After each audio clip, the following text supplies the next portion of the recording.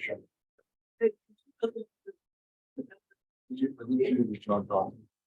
That's it. Hey. Okay, welcome to the York Civil War Roundtable for June 2023. We have a great program tonight, which is why we have a great crowd. This might be larger than last month's crowd. I'm not sure. We'll send the number here. But anyway, before we allow our speaker to get on with his presentation, I'd just like to go through a few announcements. My name is Adam Betts, and I am the Assistant Director of the Library and Archives at the History Center. And we're happy again to partner this month with the Civil War Roundtable. Bear with me, I'll get through these quickly, and then we have a guest speaker to talk about an interesting upcoming series of events, and then I'll turn things over to Scott Rosen. First of all, a week from tonight on June 28th, that's next week at 7:00 p.m. in this room, we'll be welcoming back the All Vets organization. And All Vets next week will be welcoming Speaker Bob Myers, who served in the United States Navy from 1966 to 1970. He served on the Navy destroyer, the USS Corey, DD-817, which served in Vietnam and in the Mediterranean. So he will be here 7 p.m. next Wednesday night on June 20th. This coming Friday, I'm sorry, not this coming Friday, but next Friday, the first Friday in July, actually that's 2 Fridays, 3 Fridays from now. I don't have the date, there's the date, July 7th, July 7th. Okay, first Friday in July. The History Center's own John Gottschall will be presenting a Civil War walking tour. And since it is first Friday, it will actually be a pre-event. And he'll be doing walking tours around the area between George, Market, and Philadelphia streets. These will be free tours offered at 6:30 and 7:30 p.m. And if you're interested in this program, please meet us at our sandwich board on Beaver Street and West Clark Avenue at the start time of the tour, again at 6:30 and 7:30 p.m. and take a walk with us. In addition to that, on Wednesday, July 19th and on July 26th, both Wednesdays at 6:00 p.m., we will be running more Civil War walking tours in York, again, led by John Gottschall. Interestingly enough, he is with us tonight, and I encouraged him, I think drafted is a better word, to do a brief discussion of what you can expect if you join us for our walking tours. So I'm going to turn things over briefly to John, and then we'll get on with the program. Good evening. I moved here from North Jersey about 2.5 years ago, and I found it very interesting that a lot of people don't even know that York was occupied by the Confederate Army. So we're coming up on the 106th anniversary next week of the occupation of York by Gilbert Early's division of the Army of Northern Virginia. Part of what the walking tour will encompass will discuss some of the events, some of the people, talk a little bit about the 87th Pennsylvania, the 1 3-year regiment that York County produced during the war. We'll talk about some of the famous names like the Smiths, A.B. Farquhar, and it's a good night. I hope to see you all then. And as Adam said, that'll be July the 7th. Our sandwich board is now on Beaver Street, right across from Central Market. It's a free tour. It's one of many free tours that we give with the York History Center. We just did the murals in June. Other tours that we have are a spooky tour in October. We do a candlelight tour of the Colonial Center in December, which is very nice. We also have an architectural tour and several others. So we hope to see you then. Thank you.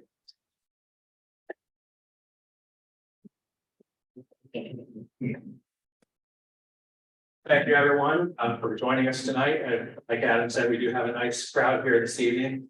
Just to announce to the in-house crowd at the end of the evening, everyone should have received a raffle ticket, but we're going to be raffling off copies of Jim McClure's book, East of Gettysburg, and he's here to speak to us, so you should be able to get it signed while you're here. So just a few announcements before we bring Jim up here. Over the past few years, we've noticed that July and August with travel season has been a lighter attendance period. So the leadership of the roundtable has decided that we're going to take July and August off as a chance for people to do their traveling. And we're going to come back in September, and we have a big program scheduled for September. Matt Borders will be joining us to speak about the Gamble of 1862, the Maryland campaign, which is timely for September, because on September 17th, 1862 was the Battle of Antietam. Matt Borders is currently a park ranger at Monocacy Battlefield in Frederick, Maryland. He's, and along with fellow guide Joe Stahl, he's published 4 books in the Faces of Union Soldiers series, including the most recent work, Faces of Union Soldiers at Culp's Hill, Gettysburg's Critical Defense. He's a graduate of Michigan State and Eastern Michigan University, holds a BA in U.S. history with a focus on the American Civil War, defense, and historic preservation. He taught at Kalamazoo Valley Community College and then accepted a position with the National Park Service's American Battlefield Protection Program. He's worked as the historian for that organization for 6 years, and during that time he became a certified battlefield guide at Antietam, Harper's Ferry. He's also president of the Frederick County Civil War Roundtable and a founding member of the Antietam Institute. So he definitely, I think, should bring a very interesting program about the Battle of Antietam in September. And tonight's speaker, Jim McClure, is no stranger to the roundtable. He's spoken to us many times, but he's also asked that I mention some upcoming programs this weekend over in Wrightsville. This Saturday, June 24th at 10 a.m. at the Wrightsville Historical Society, he'll be talking about discovering York County lost underground and Civil War sites. That's 10 a.m. on June 24th. And then the next day, June 25th, at 5 p.m. It's currently scheduled to be at the John Wright Restaurant Lawn in Wrightsville, but that could move depending on weather. They'll keep us posted based on that. And that will be spanning the Susquehanna, the bridge that burned, and other river bridges. And that's June 25th at 5 p.m. But tonight, Jim is going to talk about York County's full Civil War story. It's been, as he said, that there are other parts of the country talk proudly of their Civil War history, but York has not told their full history, but he's going to fill in the blanks for us tonight and tell York County's full Civil War history at last.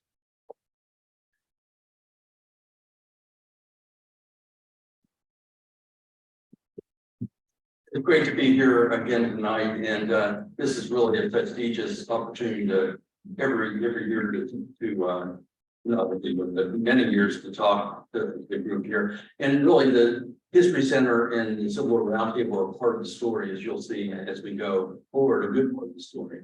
And you know, this is kind of I'll go over the surrender. This isn't a talk about the surrender per se, and I'll take questions as we go. So if you have questions, just raise your hand or just blurt it out.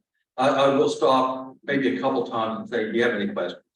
And so if I don't go deep enough into the surrender, I'm glad to do that. But I'm most interested in getting us to the end where we talk about how we're finally talking about the Civil War. It's a bit of historiography, which is a fancy word. It just, and I hope it's interesting to you, but it just talks about how we do history, study of history.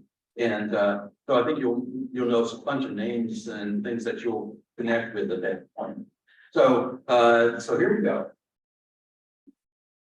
This is just a description you're already familiar with, but it's always good just to kind of get focused on there. And in 1963, and I noticed this when I was doing my master's work in the surrender of York, and David Small, the chief burgess in the 1990s. I noticed this, that the York newspapers covered really well the Wrightsville and Hanover stories, but didn't cover anything or very almost nothing about the Civil War in the York area. And that made me wonder about why not. And so we're going to talk about that. That's what we're talking about tonight. And so here's the main point we'll be discussing. The surrender of York was a major hinge point. I think this is one of the major hinge points in New York County's history, but gone differently, we would be a different town.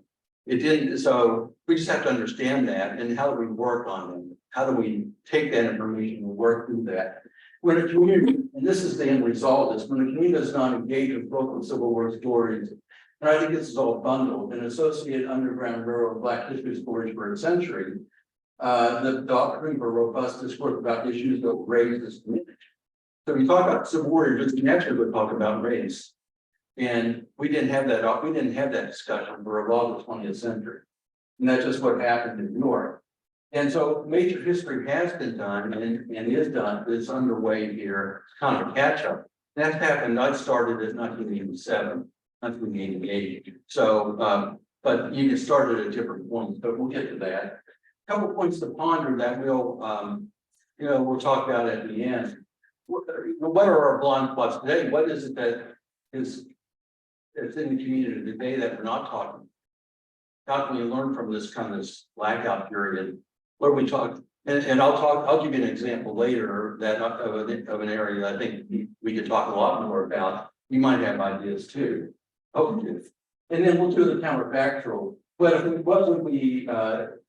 if we would just get past this surrender and tell the story about the three wars that we've been a big part of? American Revolution, we know that, right? World War II, the York Plan, and the Civil War. I'm talking about the York area now. Not Wrightsville and Hanover do their own things and do them well. But we don't have the York area. What if we just changed our paradigm in terms of the Civil War? I'm talking preaching the choir here because that's why you're here, because you're interested in the Civil War. But I think that maybe that's an opportunity for the community. I don't know if you all noticed, I think it's last weekend, maybe the weekend before, that Carlisle had a major league 160th anniversary of the shelling of Carlisle. They had all kinds of things, reenacting signs. He put up this call for reenactors in February, I think. So they're all ready. I mean, they had a big weekend, big crowd. Scott Minkus was there. He told me it was pretty well packed in downtown Carlisle.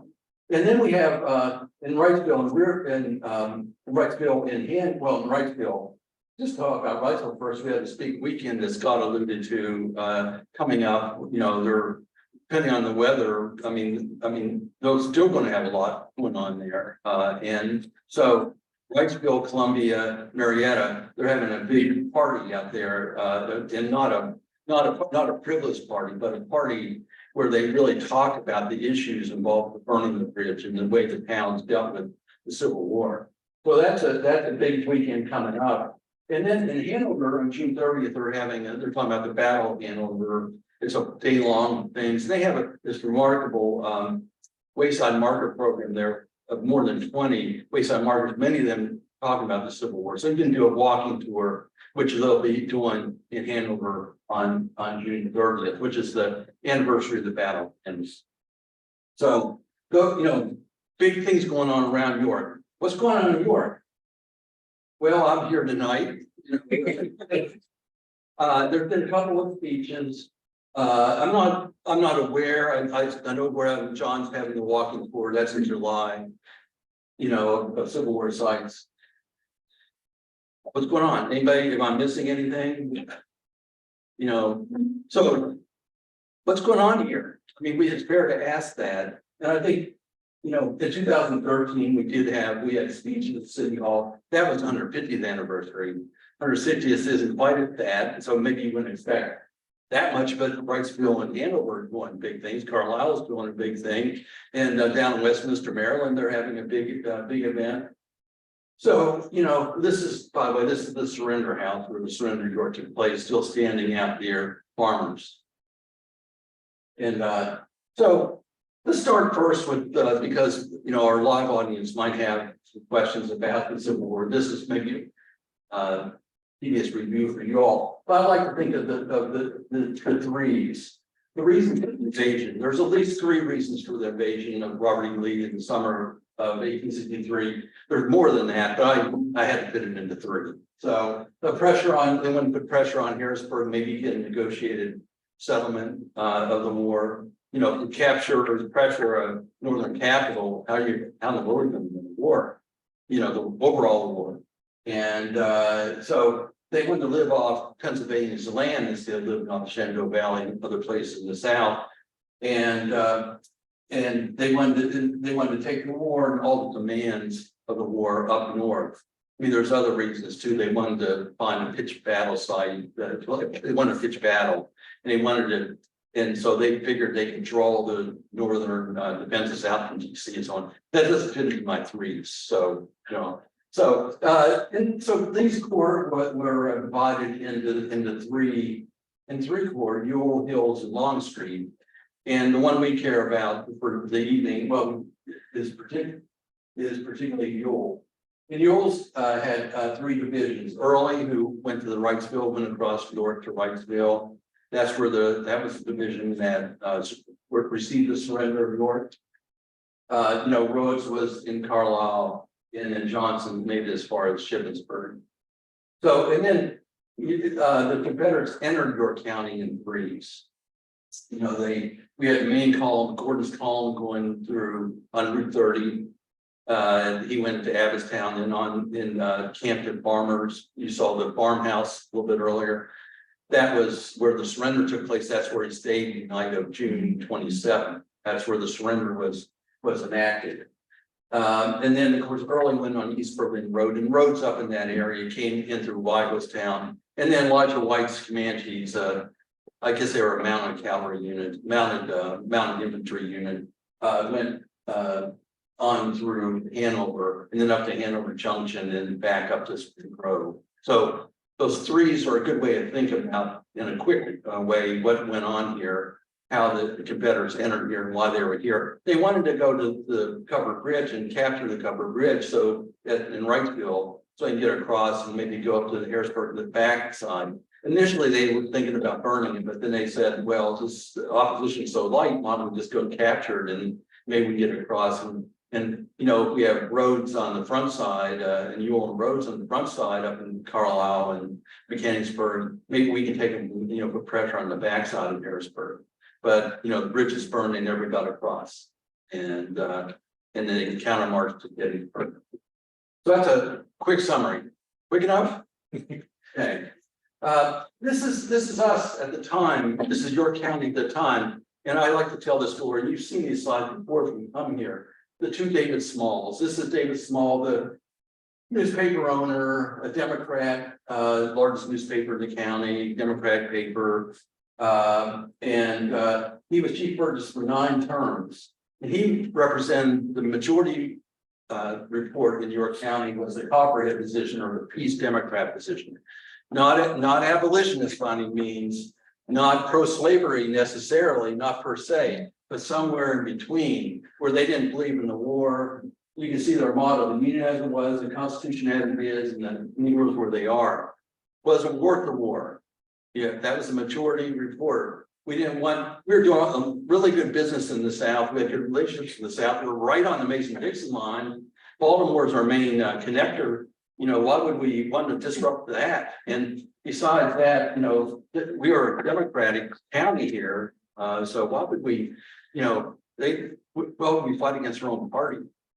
And so that was his position. And then we have this David E. Small, who was a cousin, maybe a second cousin of David Small, Republican, railroad car maker, Bill Myron Small. He lived in the Brownstone next to Martin Library, just to cite him. And this is his view of the war. If I can bring down a partridge with a gun, I certainly can shoot well enough to go to the defense of my country. So he was a hawk and an abolitionist, and involved, as best we can tell, in the Underground Railroad. And so the two ran against each other. I just showed that, maybe you didn't notice it. Who ran against each other? The David Smalls ran against each other for Chief Burgess in 1867. Who won? David Small. David Small won. The first David Small, the Democrat won. And that was after the occupation of New York, and that's after the Civil War. So, we kind of backed David Small. We kind of voted as a kind of referendum on the war. We kind of voted for the Democrat.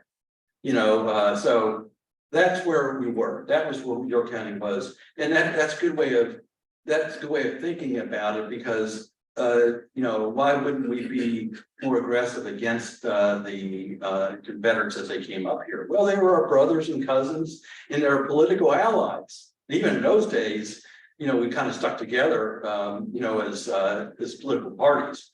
And so what we're doing now is for the first time we stuck together as political parties. It surely happened in the Civil War. In fact, this is Scott Mingles' rendition of the 1860 election. In the blue, sorry about that. Yeah. You're not supposed to look at these. Yeah, put your eyes. You didn't see anything, right? This is, I was trying to get at this. The blue are the Democrat votes in York County, and the red are the Republican areas. And Lincoln didn't lose by a landslide. Lincoln lost both elections. 1860, as you would expect, Republican and Democratic county lost, but it wasn't by a landslide, but he lost. And you can see that most of his opposition came in the southern, as you get near the border. That's another talk for another day about the Mason-Dixon line and all that. Notice that Hanover, for example, was Republican. And, that figures in the surrender talk, because Hanover didn't surrender. It's their town's leaders just kind of stood in the square and said, yeah, we're undefended. We're kind of at your mercy, but, we're not going to go out and meet you, and we're not going to do anything beyond that. So the way that you felt about politics even then dictated the way you viewed the world. It's not a new thing. That's not new thing, I'm sure, but that it played out in our Civil War story in a big way. Okay, this is a bunch of words here. I want to start with New York. And this is I'm doing this briefly because I've done talks, and Scott Mingus has done talks on this before. We have New York area has a really good Civil War story in town. And so while we don't have something to tell, something big to tell on June 28th every year, it's hard to understand that. We had first responding units that really responded really early in the war. I mean, right after something. And we hosted a military boot camp, which was at the fairgrounds, the old New York fairgrounds, which is over in the Rural Square area today. And that's not where the fairgrounds is today. We hosted and supported a military hospital. We paid a price with our blood. This is, Dennis says, come up, police number 600 plus died. And when you do the math on all these casualties, it's 2.5% of the population were dead, missing, or wounded from the Civil War in York County. Not all from the York area, but many were. If that was transported today, it'd be 11,000 people. If you take it times our population today. So think about the carnage there. I show this a lot because it does bring it into focus. If my math is right, journalists sometimes have bad math, but York did have 560 men, under Granville Powder here in New York, and 1,500 when you add that into what was in Wrightsville. So York wasn't undefended. It had obviously a light presence, and we'll talk about that in a second. So and then we have Carlisle over here. This is why they celebrated, because they initially surrendered the town to Ewell as Ewell was coming through roads. The town's father stood in town, basically surrendered the town. That happened in Gettysburg, it happened in a lot of places. It was a relatively peaceful occupation, but then Union forces came after the Confederates left, and Jeff Stewart came up and laid siege to the town. Jeff Stewart's cavalry, came from Hanover, came through York, New Salem, Dover, up to Carlisle, and he was wanting to, and then he would ask for a surrender, and Baldy Smith says, "Shall away and be damned." So basically, Baldy Smith said, "We're not going to surrender." So that's why Carlisle has their celebration, in a big way. Where York different from a lot of towns, and this is kind of the crux of the thing, and Scott Mangus and I talked a lot about this. We did 4 books together, so we had to do books together. You had to kind of agree what you're going to write about. And so both of us, we think this is a hinge point. I don't want to speak for him. I'm just saying, I think he would agree with this, but York's delegation had traveled twice, 15 miles to Abbottstown, then 10 miles to ratify the farmers. Farmhouse that we saw and farmers right past the York airport. And some people say, well, York didn't really surrender, they cut a deal. But the minutes of the borough were resolved that finding our borough to be defenseless, the committee of safety requested Chief Burgess to surrender the town people. So it wasn't surrender. But that's the rub. We went out and I haven't been able to find other towns where that happened, where you actually sought out they're going to be the surrender. So why did that happen? That's the question. That's why you came tonight, maybe. And here's my answer. And this is Abel Farquhar. In 1862, he went in the Antietam campaign. He went down to Maryland to seek out the Confederates, just like he did the next year. And this is what he wrote in his autobiography about when he met up with the Confederates. He met with Fitz Lee in Maryland. He said, "Is it true that you're going to New York?" This was a year earlier now, 1862. "I'm interested because I have some property there." So A.B. Farquhar, in his own words, is saying, "Hey, I've got a kind of self-interest here. I have something going on here. I want to know if you're going to New York." And then, no, the Fitz Lee said, without hesitation, "You're going to New York. We are not going to New York. We might go to Cumberland Valley towards Harrisburg," just like they did next year in 1863. So here we have, A.B. Farquhar kind of playing his hand. And then, this is maybe a familiar story to some. That this is where it comes right from his autobiography. He said that he was really there in the PA&S Smalls counting room, and they were trying to figure out what to do. The Confederates were coming. They knew they were coming. They weren't sure like how many, and they weren't sure where they were. And Farquhar was saying, "Let's go out and let's cut a deal with them before they get here." And he said that we could make a good deal, better bargain with them than we could after they saw how little or property we'd be able to move. With Farquhar, everything was about property. In his own words, it was kind of self-interest. My plan, however, was not seriously entertaining. I told them I would take responsibility of going out anyway, which I did. So he went and made an immediate pitch to surrender. I call it a catalyzation of the surrender. And then later on, they made a second trip to kind of ratify the surrender, to make sure that it stuck. The town's fathers were kind of forced into that decision, because Farquhar went out and cut a preliminary deal, or they would go out and say, "I didn't know what he didn't represent us. You know what he's doing. We're going to fight you." They're stuck. They couldn't do anything at that point. So, so I think that is why they went out. So 125 years later, in 1988, we see this pragmatism again, I call it unbridled pragmatism. And this is a debate that was taking place in 1988, and we have the Bar Association president saying, "York did what York does best." This is over the surrender.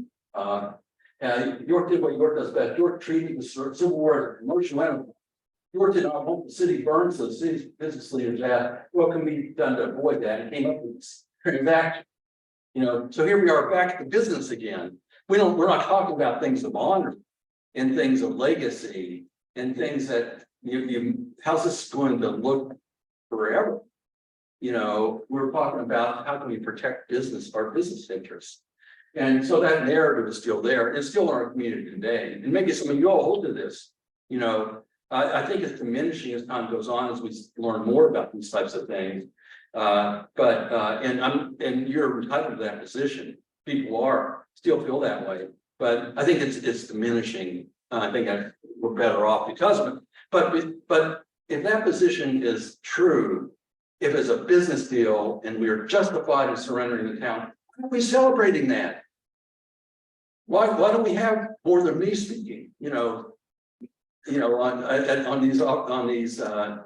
these big anniversaries. I mean, to be consistent, why don't we play that up? Why don't we say they're coming and we did the right thing? We protected our town. We're proud of it. We're going to celebrate it. We don't do that. We just ignore it. And you'll see that's kind of what happened.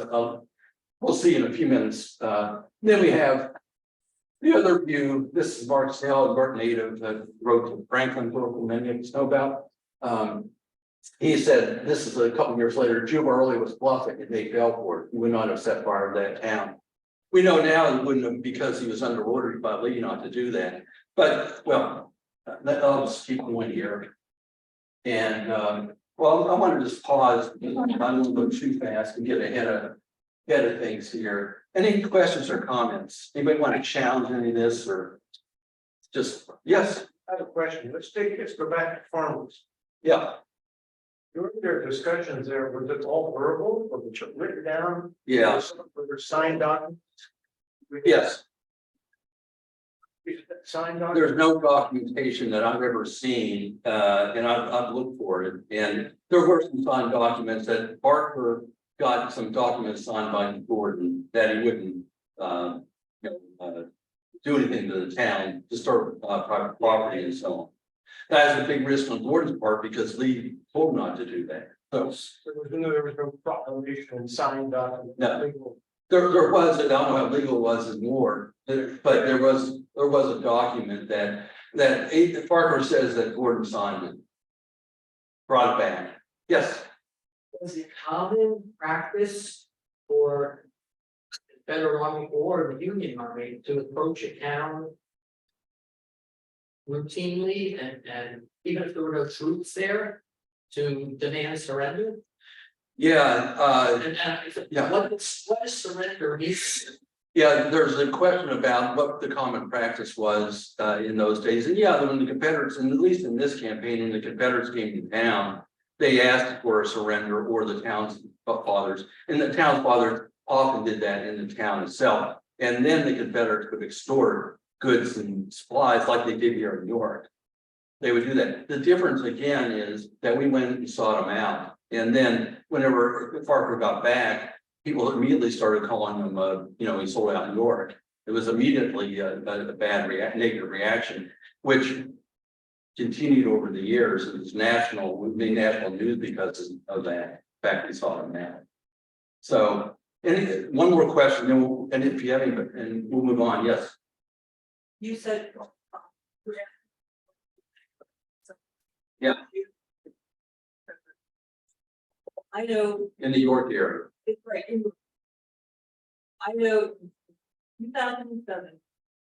I was looking for a new home for, at that point, it was called the White Rose Civil War Roundtable because it's in borders and then they had, we left. Anyway, I came here then it was called the York County Heritage Trust.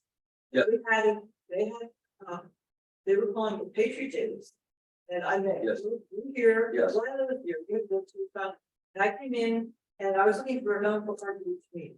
And then it was called Patriot Days and they actually had reenactments with the mayor and someone else. Yes. His friend.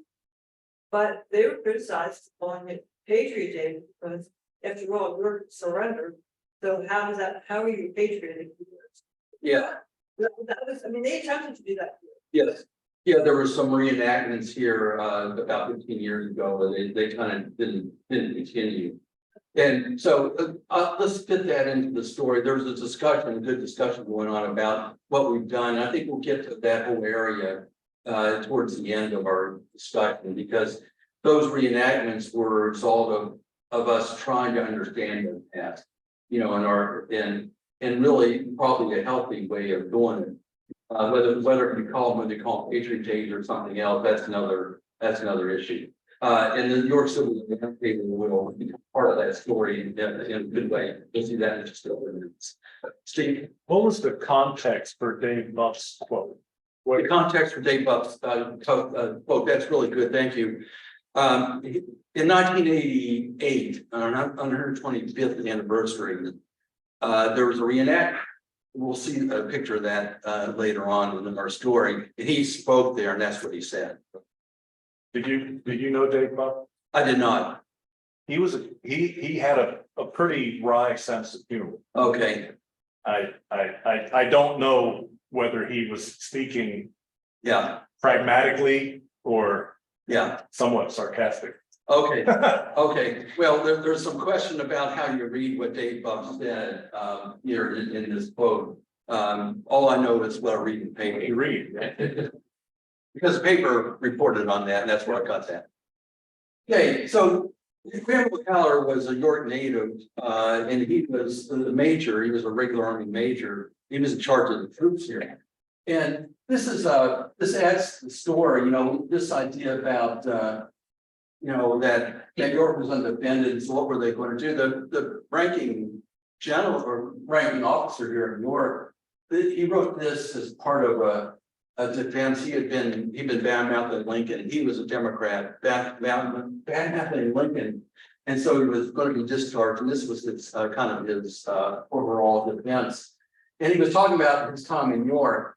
With this force, I marched to the west end of York to keep off mere marauding parties until the hospital stores in very large quantities might be removed, and the rolling stock at the depot could be sent away. So delay. I'm going to go out there with whatever force I have, 560 people, and delay. And this movement was not appreciated by the citizens. That meaning the Committee of Safety, the leaders in town. Who apprehensive that a collision might subject the town to the vengeance of the enemy, believed it would do the inhabitants much injury. So we had the ranking major in town here, the officer in town wanting to do something militarily, and they basically sent him to Wrightsville to shore up defenses there. So civilians, and this is some of these arguments, and there's a really interesting article that Tom Schaefer did. I know some of you remember Tom Schaefer did in 1988. It was published in the New York Sunday News, where he talked about the various things that could have happened, and it's really insightful what some of the things that Tom said. He said civilians had overruled. Basically, civilians had overruled military authority in theater of war. What happened here in Carlisle? General Smith made the decision here. The town's father made the decision involving Howard. With calling together a force of 1,500, they could have delayed in better advance. He had in his command 1,500 people. We had 560 soldiers immediately, and all together in this area, in this theater, 1,500. Good things can happen when delays occur. Corvus charged down in Westminster. Was a cavalry action down in Westminster where they slowed Jeb Stuart down. Jeb Stuart desperately trying to get back. He was trying to get a handover back to Early, back to Lee, and the Corvus down in Westminster, slowed him down. It was a good thing, and they celebrate down in Westminster for that act. Other towns surrendered but did not travel to meet them. In Gettysburg and Carlisle are two examples of that. And they were not burned. So the Confederates and the town's father should have known at the time that they weren't burning towns. Chambersburg was occupied. There's enough towns occupied that they weren't routinely burning towns.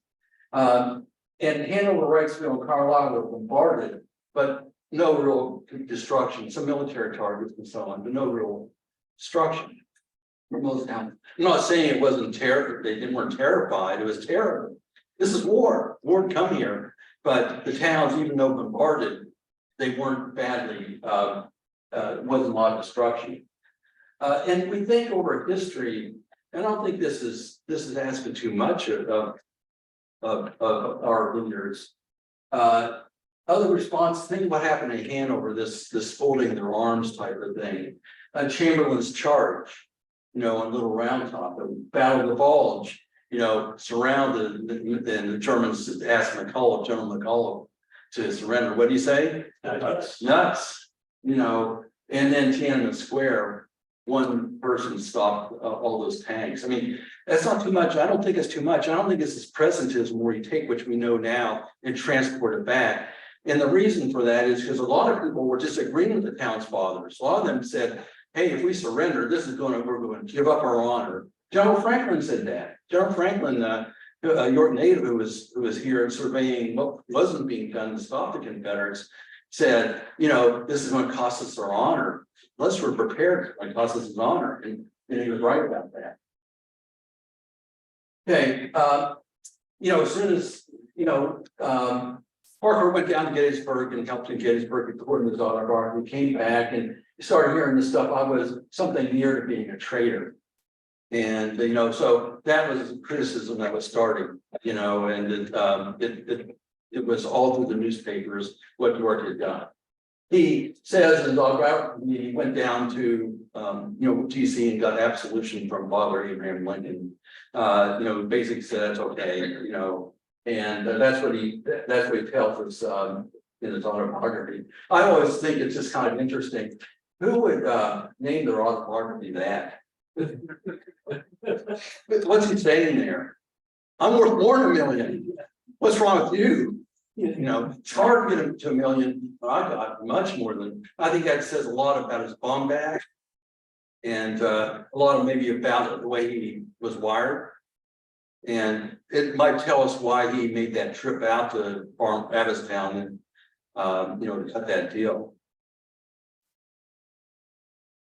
Susan Spangler, Scott came up with this from the state archives. It's very interesting. There's a lot of reading there. I'll just read the part of it. I think as the governor did not send forces here was the best thing we could do. The best thing we could do is to surrender quietly, which meant, we'll surrender like the other towns did. The only disgrace was many of the 5 who were sent out to surrender the town, that's the farmers to that farmhouse that we saw, was that it was rather premature. They might have waited until they got near the town and not had gone out a few miles to meet them. That was done at the interference of Parker, who has since been taken by our men as a spy. He visited the rebels and then brought us a inflammatory account from the spring together with terms of capitulation, as our influential citizens had faith in him and so on. So it goes to show kind of, she said, hey, it might have been okay to surrender, but it's not okay to go out and seek them out in a theater of war, civilians seeking them out in a theater of war. Okay, so this is where I intersected with when I was doing my master's work. I know, as I said earlier, I noticed this in 1963, the only thing in both newspapers in the York area was this story, which is a reprint of the York Gazette story of the occupation, and with a headline, and that's it. No context, no answering the questions in this article. And they probably thought, well, we've done our bit, and as far as we tell the dispatch and do anything. Meanwhile, in Wrightsville and Hanover, there's big centennial. Remember the centennial? Some of you might remember the centennial. It was a big deal in America, big deal in Gettysburg, big deal, in this region, but not anymore. Meanwhile, Carlisle had this, I don't know how many page booklet that they did. But in 1963, even in 1963, they were kind of observing the fact they stood up against these folks. We were outnumbered, we were surrounded, we said, no way. York, this is what York did. So that's how I intersected this beginning. And so what happened was, the best I can tell is when the Grand Army of the Republic members, you got a question? I'm really sorry to interject, but so you're just talking about the York Gazette. And J.W. didn't take a position on surrender? No. From what you've seen? I've never seen that. That's kind of amazing, isn't it? Adam's raising a question, what did Gitt do in 1963? Why did he only have that much coverage in 1963? I don't have an answer to that. Gitt was a Democrat, a far left Democrat. And so you might think, so I don't know how that would add into the discussion, but I never read anything from Gitt or the Gazette that would show that they were sensitive to this issue. They were about like the rest of them, as we can see, the evidence points to that. Thank you. That's a good question. The Grand Army of the Republic members died out, the vets died out, and the last history, George Crowell's history, which did a good job in the Civil War. I mean, it had a lot of Civil War material in it. We can question how accurate it was, but at least, they dealt with it. There's about 100 years there, that there wasn't general history written, but what was written, about the Civil War in that time frame. So one of the things that happened, I mentioned this earlier, we had this Great American Revolution passed, and Great World War II passed. I did a count of, you think about some of the artifacts that point to how we thought as a community. Think about the murals of York. There's 18 murals of York. Still are 18 murals of York, done around 2000. And we have 3 American Revolution murals, we have 3 World War II murals. We have 1 mini mural of the Civil War. Back Cherry Lane. Okay, so you can read this stuff and say, what does it mean? You can see if you agree with me or not. Then we take the Pennsylvania State, the blue and gold, historical markers. In the York area, there's 17 that deal with the 1700s. There's 2 that deal with the Civil War. Penn Common and the Goodrich, mural, marker. Penn Common marker and the Goodrich marker. So that's a community kind of talking about their values, right? You know, when you count the markers, this is what we're most proud of. This is the historical events that happened in our community. You know, so that's another one. This doesn't count. There's a lot of other smaller markers around about the American Revolution. And rightly so. I mean, it's a big deal. I mean, the first Constitution of America was framed here, adopted here, sent out for ratification. It's a big deal. We should say a lot about that. I would submit we have a lot of Civil War stuff to talk about too, as I went over a little bit earlier.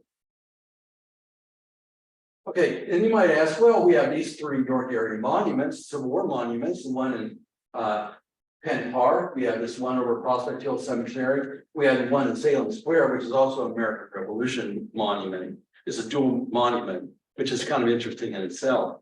But all those, what do you think about that? All those were done before the year 1900. Nothing, those weren't done in the 20th century. They were done probably because we had so many veterans around that we wanted to honor them. And those are pretty impressive monuments. But I bet, I won't do this, but I bet if I had some room here, when's the last time anybody here had been to any of those monuments? You know, I bet we haven't, as a group, done that. They're kind of part of the framework, and maybe we ought to bring them back out. You know, and that's something we could do. We could have walking tours to the 3 monuments. There's things we can do to highlight these. Okay, so not much was written about the local Civil War. I'm not saying that we ignored the Civil War in York County altogether, but in terms of the local Civil War, local events in the Civil War, I want to give some examples here. There was 3 of these coffee table books that were put out by the Chamber of Commerce. None of the 3 mentioned the word surrender, and one of them said the Civil War was a war between gentlemen. Now, these are marketing books, these aren't history books per se, but that, again, is the community kind of talking to itself, right? And I thought it was interesting that this is the last book in 1967, and they bring Lewis Miller's picture here, and they don't talk about the surrender down here, they talk about the occupation. But Lewis Miller used the word surrender up here, so they got the word surrender in the last of the 3 books. And Lewis Miller obviously thought he surrendered, even if some people today question whether we did. Lewis Miller did. You can take it up with him someday, but and then this is a very interesting. I don't know if we'll be able to do more of this. I have this book and I looked through it in prep for this, and this is what was taught. This book came out in 1965. It was taught to elementary students throughout York County. I don't know if anybody remembers this. If you were an elementary student in 65 in York County. But it was done by the elementary school principals, so I'm believing that it was done. It was pretty widely used. And this is the kind, they talk a little bit about the occupation of York, not kind of vaguely. And then they talk about Wrightsville. They say first in Wrightsville, they say the Southerners set the bridge on fire, which they obviously didn't understand that. The Northerners, under Northern command, set the bridge on fire. But they say that's the kind of war. And then they said the Southerners, the Gordon's men helped put the fire out, which is true. You know, so they said that's the kind of war it was. If once I got in real trouble, the enemy side jumped in to help them out. If you wondered, it is called the last of the gallant wars. So that's the quality of Civil War discourse in the 1960s in New York. So think about that for a second. If someone else can find, I'll show you an example of a brave soul who did more than that in a second. But you know, you're going to have to look pretty hard to find this type of discussion we're having here tonight. I'm going to pause for a second. Questions or comments? Yes, yes, sir. What other towns, were involved, beside York? Or did they just simply, uh, go on New York only? Well, you mean in York County? In York County? Yeah, they go to Red Line and Housetown. Well, they were all over York except for Red Line, and then they got to Downtown, but they didn't get down to that southeastern area. Crossroads down that area very much, but they're mainly over almost all the rest of York County. That's a whole nother discussion, but they basically invaded, they went through, they didn't get down to Glenmark, they got outside of Glenmark. So they went to other, they went to New York, New Salem, they went to Dover, I mean, they went to about every town besides those in the southeastern area. But just gathering up, Yeah, they would forage and they would basically pay worthless dollars to, Confederate dollars to get the food and so on. Sometimes they would just take the food. They would trample fields, they would take horses. This is a farming community and this is harvest time. And they marauded our town. And so I it's hard to understand how we have sympathy for them outside the fact that we agree with them politically. I And have a letter, written by somebody from the South of Pennsylvania. That's why I bought the letter, yeah, and it turned out it was to a girl in the churches down in, like Grant Miami or Ronley down your sewer, so those churches. winter. Yeah, To find that again. yeah, Look at it. right. Yeah, they did have foraging parties all out, but they didn't really they didn't have time to get down that in. The gentleman asked, for those that are online, yeah, where were they in York County and the Confederacy and occupation, and basically all over York County except the southeastern sector of York County. But then did they sort of lose communication and leave it there to go to Gettysburg? Yes, that's why they were out in Wrightsville, and made it as far as Wrightsville, the bridge burned, so they couldn't get across the bridge, and it so happened that Lee sent out word that they needed a counter march. On this would be after 48 hours in New York, counter march, and they did 43 hours in New York, and they counter march. Went back, mainly, they went back the way they came, but and primarily they met Heidelberg, Burley's division did. They marched down to Gettysburg that way from the north. Yeah, so they spent time here, but they had to counter march and go back and fight at Gettysburg. This has all happened in days very next to Gettysburg. This is a brave soul.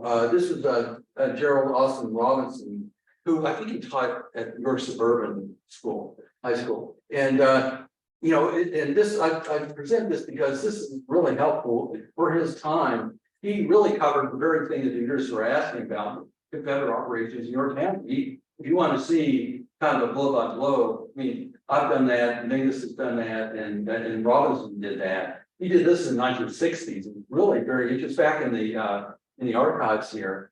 But it taped to the front of that is a letter saying, you realize, this is the archivist said, we realize that prior misunderstanding occurred some time ago about this book. It must have had some problem with the library back here in those days. And so the librarian said, oh, everything's fine, but there's some type of controversy involved in that. So there's one anecdote. I'm going to give you a couple other anecdotes about the time. This is about the same time. This is Mary Hamilton was in the historical society back here. And I'm going to say a lot of good things about the historical society in just a few minutes. So this was back in the 60s. And so Mary Hamilton was at the historical society inquiring about the surrender. Years later, she told me that this to an angry denial from a librarian. The librarian argued that York did not surrender. After that, she received an icy reception anytime she went into the library. So, there's another anecdote. I gave you some physical evidence involving the murals and stuff, and this is another case. This is George Sheets' historian, and he just told me this in the last 10 years. And he said that basically, when he was writing his Setting Sun here, it was the town's father was really pressured not to write about X, and not to write about Goodrich, and not to write about the surrender. And he said, I did all three. Anyway, he did, if you look at that book. And I think there's some embarrassment factor there, but the Confederate invasion and Goodrich story is often tied to issues of race. This is my opinion. As I said, if a community doesn't talk about local Civil War things, it's not going to discuss race the war's cause. A community that's impressed with the achievement of Goodrich, successful black businessman, Underground Railroad operator in the 1880s, is leaving out an important part of the story. In those three coffee table books I mentioned earlier, there's nothing about Goodrich in those books either.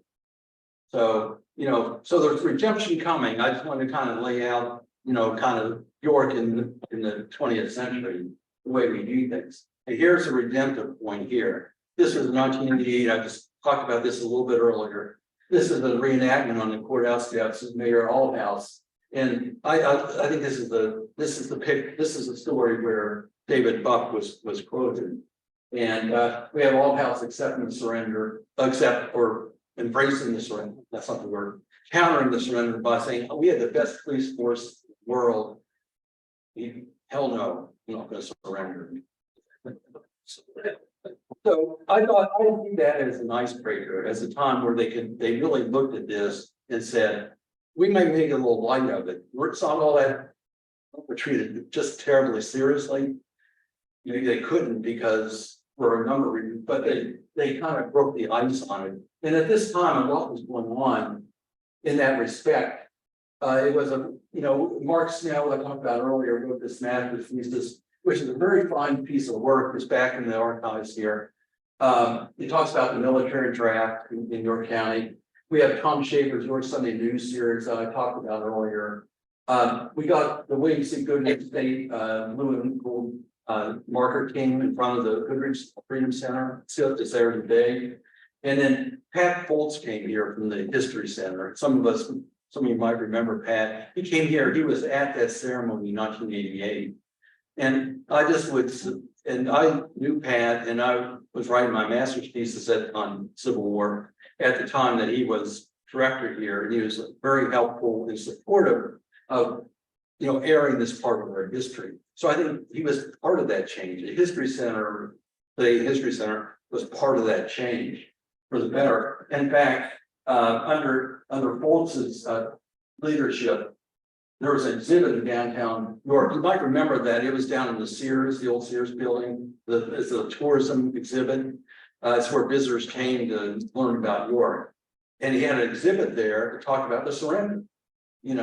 So I thought that was it probably, I don't know if it got any pushback, but by that point, you can see that it was kind of unraveling. The silence, whether intentional or not, was unraveling, and people were starting to talk about it. In the Civil War Roundtable began, what year? 1997 it started. 1997. Yeah, so we're talking about the 1990s now. The York Civil War Roundtable started at Borders, and then it moved here about 10 years later. Yeah, and so think about that. What an accomplishment that was. To have a Civil War Roundtable meeting in a York area. It really was the York area. It's the York Civil War Roundtable. They didn't embrace the Civil War. They didn't talk about at least the local emphasis on the Civil War. And you had many local people talking about the local thing. It wasn't just national speakers coming in to talk. Schaefer. Tom Schaefer. You. Yeah. Came out 2003. Yeah. Did you comment? Yeah. Yeah. So, this was really pioneering stuff in York, and I applaud you all for doing that. And Linda was part of that as well. Yes, Slava brought you here after you've been meeting in Borders for so you can see we're building here. This is the historiography part of it, and this was right after the millennium, and we have this is just an interesting, helpful book here. I talked about how really Black history, Civil War history, and underground railroad history is bundled. You have to think of them as a bundle. If you talk about, let's say, Black history about the Civil War, it just doesn't make sense. If you talk about the Civil War without talking about race or, or the Underground Railroad, it just makes sense. It's bundled. And this book did a great job of that. It bundled it. It was a scholar. He spent a lot of time back in the archives here. And the people, June Lloyd knows him. I think Lila knew him. I know she did. And so the History Center here was helpful in his research. And Eric, so what happened was all this stuff was happening right after 2000. Jim Kalish's book, I had several books that Never Be Forgotten, Almost Forgotten, Lisa Gettysburg, who talked about. The History Center co-published all those books. We had Bonnie Grimes, in terms of the Almost Forgotten book, which is a history of Black history in New York County. Bonnie Grimes, William Lee Smallwood, and Ray Crenshaw, who were memory keepers in the, in the Black community, reviewed that. So it wasn't just me, right? I mean, they critiqued the book in advance before it went to the press. And we had 25th conference on 20th anniversary of Black history in New York. That's a PHNC thing. We had really interesting Underground Railroad work by the History Center staff. And they formed an exhibit here. And then some of those billboards that they did, the placards they did, are now over at the Goodrich Freedom Center. So those had legs, to this day. And I know when I was doing Almost Forgotten, Lila and Nancy Onsbacher and others, they would go and they would run across stuff in their microfilm search, and they'd throw it in this file. I'd come in and I said, what do you have new? And they had all this stuff that they're on Black history. This is back in 2001 in that area. So the study of Black history and Civil War history, you can see we're gaining momentum here. That we hadn't done a lot done on Black history up to that point. We're talking about that bundling that hadn't taken place, but now it's coming together. And the History Center here, the History Center did Sticks and Stones, which is Daisy Myers' autobiography, a Black woman lived in New York for many years, her experiences in Levittown, a civil rights leader. And then Mary Hamlin, we talked about, they did the book Rising from the Wilderness. She got to get its legendary newspaper, which is a lot of civil rights stuff in there. It wouldn't be the type of thing you'd think the History Center maybe would have done 20 years before that. Git was very far left of center, wasn't popular among a lot of York County, and they took it on. So this is, again, we're gaining momentum here. We're talking about the 20th century, the ice has been broken. We're talking about Black studies and Civil War studies and so on. This is another book that kind of dealt with the bundle. This is History Center contracted with Scott to do this Underground Railroad book, did it free, for the History Center, just because it needed to be done. So this is in 2016, and it brought together those three themes. And of course, Scott has done about 15 books that talk about York County Civil War history in forward and part. So I call it the mega tsunami, and what a great contribution he's made. And there's other work that's done in the Black community and elsewhere, and it's being done to this day. None of this stuff is stopped. It's all just kind of accelerated. And we had Bonnie Grimes, he did an autobiography. As far as I know, that's the first autobiography of a Black person in the county. We had Daisy Myers' autobiography. He did it by himself. So this is kind of a memoir. It wasn't a pure autobiography. And then we have Jeff Kirkland, who's done a lot of work, especially work about everyday life in the Black community. And so he's made great contributions. The Friends of Lebanon Cemetery are not only restoring the cemetery, but they're telling stories about those buried there. So they're not just stopping with cleaning headstones and so on, important stuff, but they're going and researching some of those that are buried there. The History Center brought on Billy Chambliss to do some the thoughts of the Black history community sharing of its history and so on. And then Brian Wade has done the Keystone World History stuff about Black history and Black Civil War history. So you can't get a sense of momentum, all this after 2000. This is something we don't really talk about. I'm the editor of the big editor, I'm the head of the publication committee, this comes under that auspices. And a couple of things about this, this is the annual journal, so you look at it as an artifact. What does it say about values of the historical community? This is kind of a high-end journal. And so, I mean, this has done many pieces. There's almost every issue, there's a story about, Black people or Latino people. And there's a lot of Civil War in these, in the 12 or so years we've done.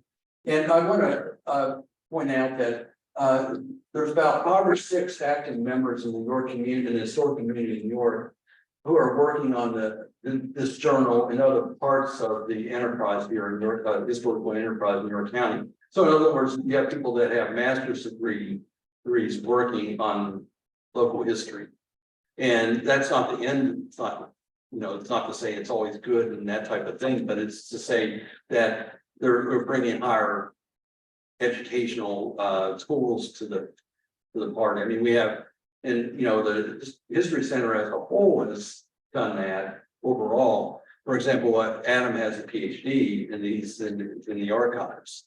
Probably not the first PhDs or work back there, but that's the case right now. So Nicole Smith has a master's. She's one of those with a master's degree from American Studies from Penn State Harrisburg. So so I think that we can fairly say since 1988, this center has been a leader in convergence of these 3 areas that we've been talking about. I'm going to pause for a second. I feel like we need to pause because historiography sometimes can be dull. But I will also say that this is an area that as more and more people get involved in local history research, it's good and it's happening. And whenever I was back in 1990s, there might have been 3 or 4 people that were really, kind of the filter, everything had to go kind of through them. And now it's a democracy in that respect. And it's an open source world in that respect. It's good, but I think sometimes as a historical community, we don't look back enough at some of the work that's been done before us, myself included. I look back at what George Sheets did and Tom Schaefer did, and we need to do that and recognize that. So questions or comments at this point? Yes. You had introduced me to Jamie Norpel. Yes. And that's another person. Now, she's got a PhD. Jamie Norpel, yes. She is doing a tremendous amount of work with the Potter's Field. Yes. Penny Heaven, right. There's a very young person Right. who is really digging deep and digging hard Right. to identify that. And that's arguably part of Black history as well, because Absolutely. it's a people that had no identity in the world were just Right. wrong. At one point, Jamie and I counted, because I worked with her on several projects, Jamie Norpel, PhD from, she has a master's degree from Penn State Harrisburg and a PhD from Penn State Harrisburg. We counted the number of people below 50 who are, we counted there's something like 50 researchers, 50 people we know in the community who are below 50 working on projects in York County. So I mean, some are probably in this, well, some are in this room. So, so it's really we have a bright future ahead of us as a historical community and as people that are interested in the Civil War. It's not, we may not be representing that here tonight, but if you go and see the work that's being done out there, a lot of the young people are doing really good stuff. Yes. What's happening with the Goodrich Center? What's happening with the Goodrich Center? Okay, is it still open? Oh, yes. Yeah, the Goodrich Center is open. Well, you probably remember last year they got a Goodrich statue and monument in front. Gary Castile from Gettysburg was commissioned to do that. And so if you go down to the Goodrich Center today, there's this brand new statue or year-old statue out there, said to be the first statue of a Black person in the York area. You know what I noticed? I was in that building before they got real well known. And when you look, I'm not even sure if I was able to go down into the slave holding area, but it went way back, way back. But now, when you go and you look through the glass, you can't go down. it's much shorter, small. And I wonder why they did that, if it's not accurate. Here at the History Center, or where, Goodrich. oh, I don't know if there, I don't think there's anything to that. Yeah, oh, yeah. And you know, Yeah. when I, where you think. Yeah, I was down in that. Yes. area, And it went way back, and Yeah. when I looked at it after it was all done, they had kind of blocked off. there's a question here about when you go to the Goodrich Center, you can see through the plexiglass. At one time, it was a larger area down there, but now, I don't know if that's done for safety reasons, because you can go down there as part of the tours. And whether they blocked off for that reason, but the Goodrich Center, if you call there, then you can make appointments and so on. I was going to mention them in just a few minutes as a place. I'll mention them now that I know a researcher who was trying to find in all of central Pennsylvania a black museum or Black History Museum or something that really took a look at Black history. The only thing he found was the Goodrich Center. So, you know, we sometimes think about the Goodrich Center, or we don't think about it, but that's really special part of our community. You know, well, that's where we're going right now. This is the statue that I was talking about. And really, this is part of that momentum I'm talking about, you know, where we have two new museums that are standing up. We have, you know, the History Center Museum and the Christmas Attic Museum here. And then we have the Mifflin House, which is proposed, which is out in the Helm Township area, which will be a visitor center, Underground Railroad interpretive site. So in all three of these cases, you know, the Black history is being addressed and thoughtfully addressed. So, you know, and of course it is here as well. So none of this stuff was here or was even being thought about 30 years ago. But now these are all going to happen.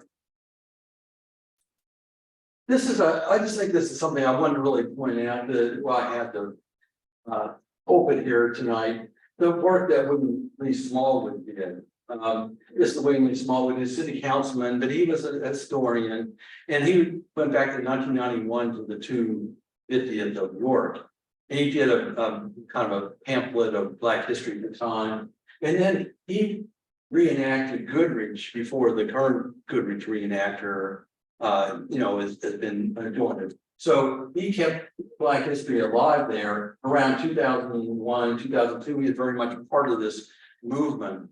And I went past it, but Eric Liddell Smith from the PHNC said when he saw all these books and so forth being written in early 2000, there's a renaissance in York County history going on here. You know, and that's back in 2002. Now we're 20 years, and you can see kind of what's going on. So all this ties into the Civil War. All we talked about has Civil War elements, and this, of course, does too. So I want to just kind of close with a couple of things here. This was Neil King Jr. came through town. You might have seen about him. He wrote a book called American Ramble, where he talks about his experiences in New York. And all along, he walked from DC up to New York City, and he stayed here. And he came up with these impressions. Towards the end of the book, he contrasts the decisions made in York and Wrightsville in 1863. And I'll just read this. And he says, you see how one Pennsylvania town rode out to greet the Confederate troops and help supply them. Well, another just a few hours away, as you walk, diminished its fortunes for a decade by torching the bridge to keep those same troops from crossing the Susquehanna. So he's drawn this contrast between York and Wrightsville, the decisions that were made. But Wrightsville, and I hadn't really thought about it this way. Wrightsville, the price they paid, all of York County paid a price. That bridge was out for 40 years or something, but they paid a price, Wrightsville, as part of their right on the bridge, part of their livelihood. And then he talks about this memory boom. You know, Eric Liddell Smith talks about Renaissance in York County history, but here we have you know, an outsider coming in and saying the memory boom that's going on in York is not in York County, is not a quest for nostalgia, just the opposite. It's shaking off the long amnesia. He writes, remembering the good and bad, comfortable and uncomfortable. It's an act of confronting of the past, which is kind of what we're doing here tonight. I mean, this isn't a pleasant thing to have to talk about this, but we need to talk about this. And he concluded, some national version of this, I thought, would be good for the national psyche. So he's saying, what's happening here in New York County should be emulated elsewhere. You know, so what's going on here is something he's holding up as a, you know, as something that's good and should be copied. So I think that speaks well of New York. Yes, Adam. For what it's worth, I think there's a certain danger in setting up Wrightsville against York like that. Yeah, As you're well aware of, because there were plenty of Union supporters in York and there were plenty of pro-Confederates and people ratting out freedom seekers in Wrightsville. right. So, Yes, you know, to say Wrightsville is the hero and York is the, you know, whatever we want to say, Yeah. the anti-hero, I think is a little, it's a pretty important oversimplification. Adam thinks that is kind of an oversimplification, and he's probably right. He's talking in broad contours, obviously. Right. And there's a lot of details to kind of work through there. But it is interesting when you look at it in a dry and way. There's a difference in the way the two towns reacted. Yeah, good point. Yes. Good afternoon. I have a question about the terms of the surrender. Did it not require providing a whole list of Yeah. thousands of pounds of meat? Oh, thank you. That kind of stuff? Yeah, the question was, didn't the surrender have, they had to supply all kinds of goods, supplies and money. Well, what happened was the surrender took place in farmers formally, and the Confederates came in. Then they did what they call a requisition. You could call it an extortion. But they basically threatened to burn the town once they were here, or burn parts of the town, if the town didn't come up with money in particular, because the town came up with all the goods. So that wasn't part of the surrender per se, but it was part of what happened once they got here into town. And there was at least one person, maybe more, who said they upped their demands on us because they're so easy. You know, hey, if they're so easy and they're not really pushing back, let's ask for a lot and see what we can get. So they asked for 100,000 and got 28,610 or so. But that happened kind of after the surrender, the aftermath of the surrender. Yes, Kathy. I have a question about the article you wrote in the New York Sunday News this Yes. past Sunday. Learn about your county civil war. Under the cap, we have a nice drawing of the York. Yes. General Dante Gordon returned to York to speak for welcoming the capacity crowd on South Beaker Street Road. This came about 30 years after he accepted York's surrender.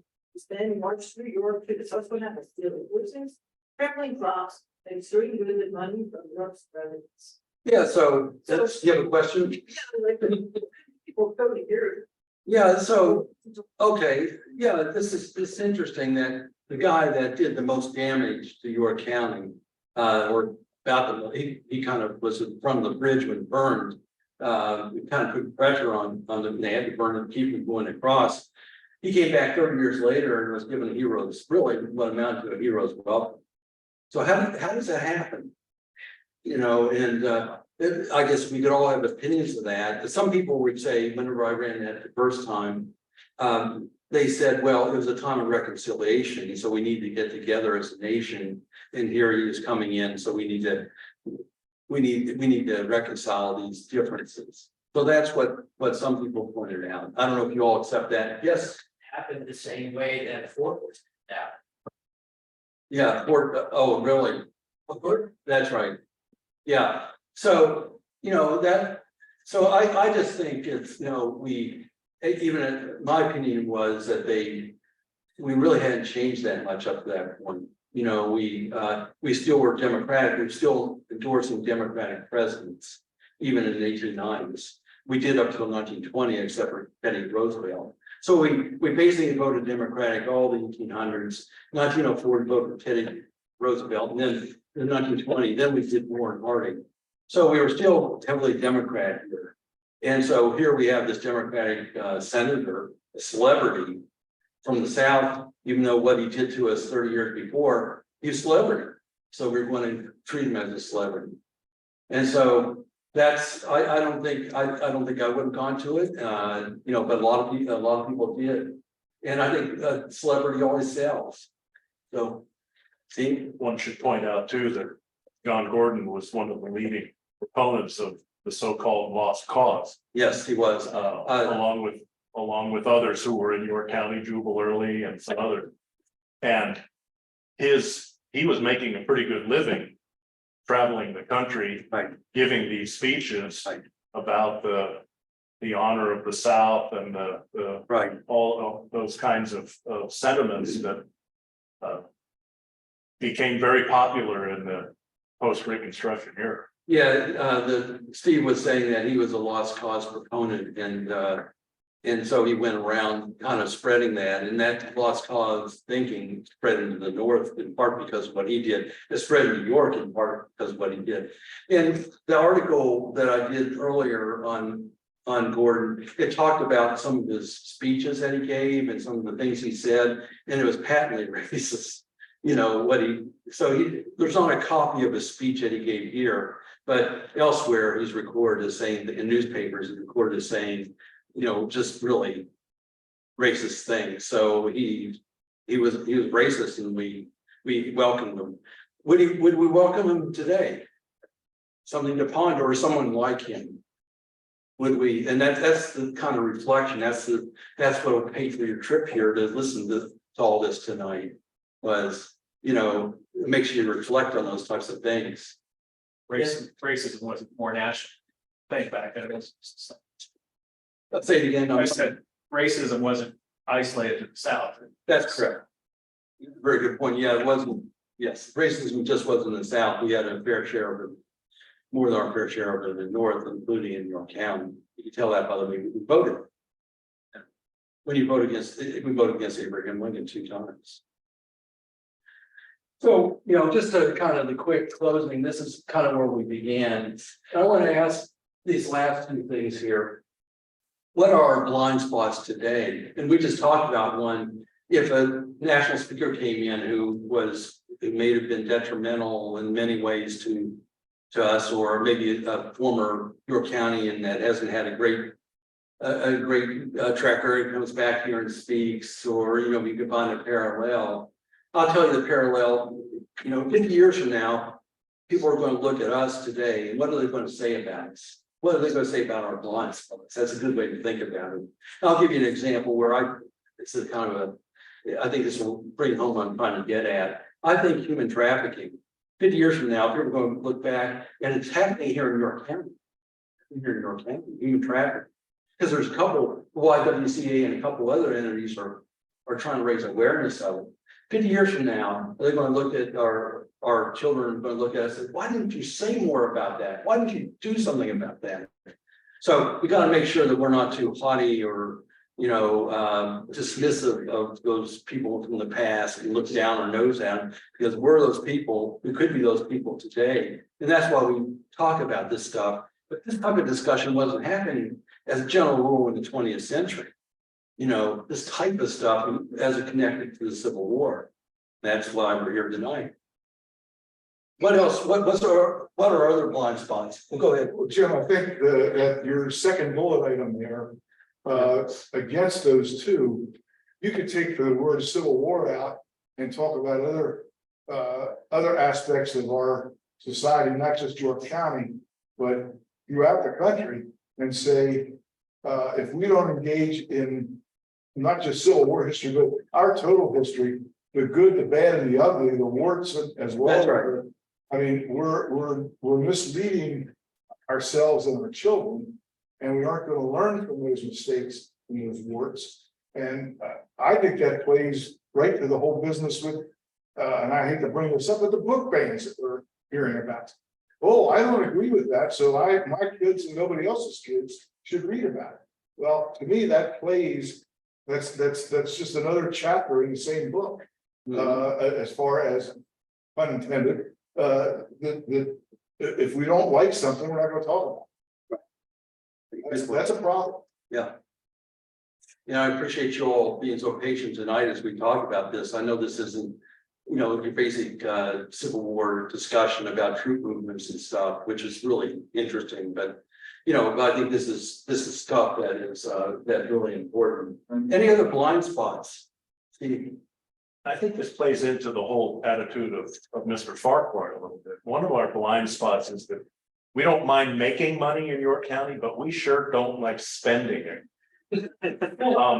So I would point to one of the things that's one of the biggest frustrations for people who drive east on West Market Street, and they go through the cattle chutes, Yeah, which people complain about all the time, and frankly, they've got a significant point.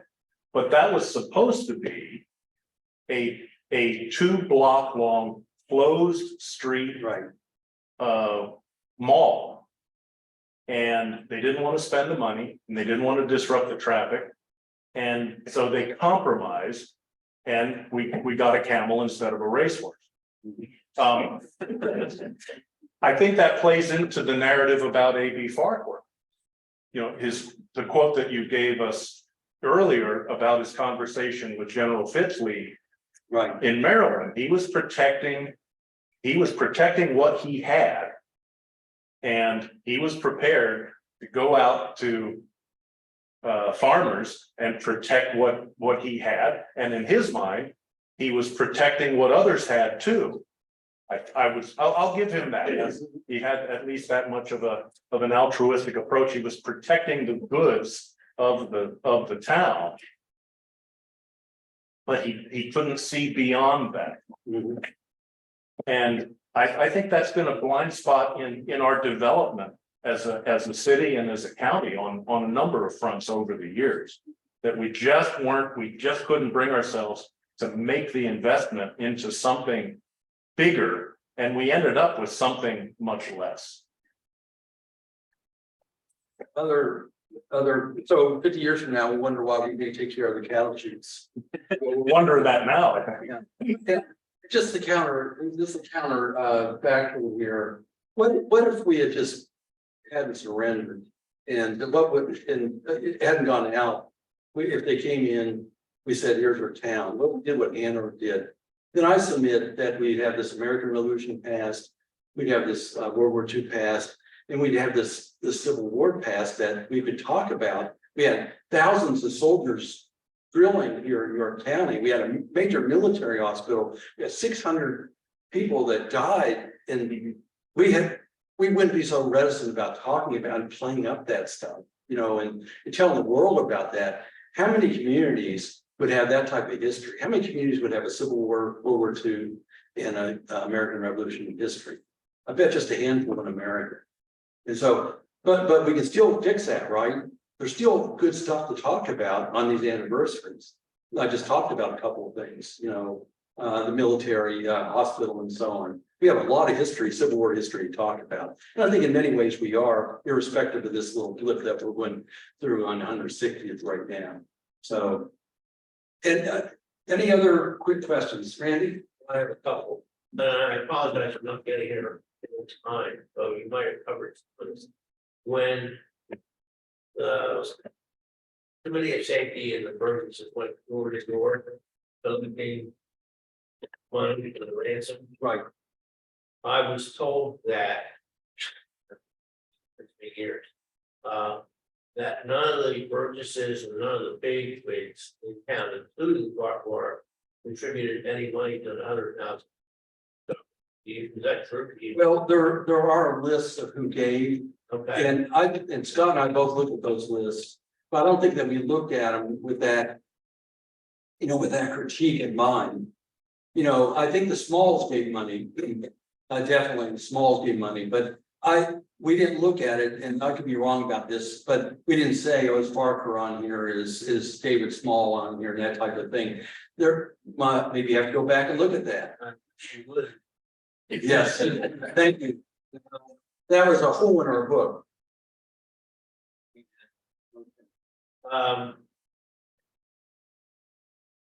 Have you seen the receipt that Burley's staff gave to the town for what they did give, 48,000? Have you ever seen a receipt? I don't know if I've actually physically seen it, all where the lists are, they were printed in the paper Okay, at the time. But I don't know in terms of the paperwork well, involved. I'll trade you. Trade, because I have a good friend of mine who. Senator, the Civil War photographer, William H. Stippens. And she gave me and a couple other friends who visited her. See all of his artifacts that he had collected, so. She gave us all a DVD, about four. Half the 6,000 photos that he had. And one of them, when I went through it, shows the receipt. That the staff gave to the town, and it does say 28,600 photos, and I sent that to. I gave that to Scott when he did a similar talk. At the library, so I'll trade you for that if you can tell me about. Oh, okay, I think, okay, So, the other thing was. General Rowling reportedly came through New York also.